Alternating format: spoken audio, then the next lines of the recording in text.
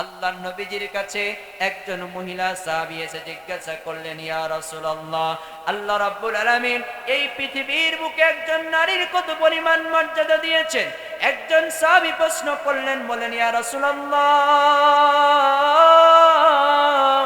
আইয়ুমা মাল ওয়াহাব্বু ইলাল্লাহ, ইসলামের ভিতরে সবচাইতে আমি ভালো ব্যবহার করব কার সঙ্গে? আমার ভালো ব্যবহার পাওয়ার অধিকারী এই পৃথিবীর বুকের কার রয়েছে? আল্লাহর নবীজি এক নম্বরে জবাব দিলেন, ক্বালা উম্মুকা, তোমার মায়ের। সেই সাহাবী দ্বিতীয় নম্বরে জিজ্ঞাসা করলেন, ইয়া রাসূলুল্লাহ, এরপরে খেদমত করব কার? আল্লাহর নবীজি দুই নম্বরে ডাক দিয়ে বললেন, ক্বালা উম্মুকা, তোমার মায়ের। তৃতীয় নম্বরে আবারও বিশ্ব নবীকে জিজ্ঞাসা করলেন, আল্লাহর নবী, এরপরে খেদমত করব কার?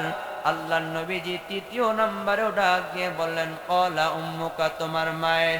চার নম্বরে আবার এই সাহাবী জিজ্ঞাসা করলেন, সুম্মা মান, ইয়া রাসূলুল্লাহ, এরপরে আমি খেদমত করব কার?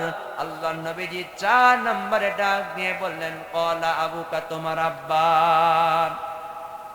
মায়ের কথা তিনবার বলেছেন, আর বাবার কথা মাত্র একবার বলেছেন।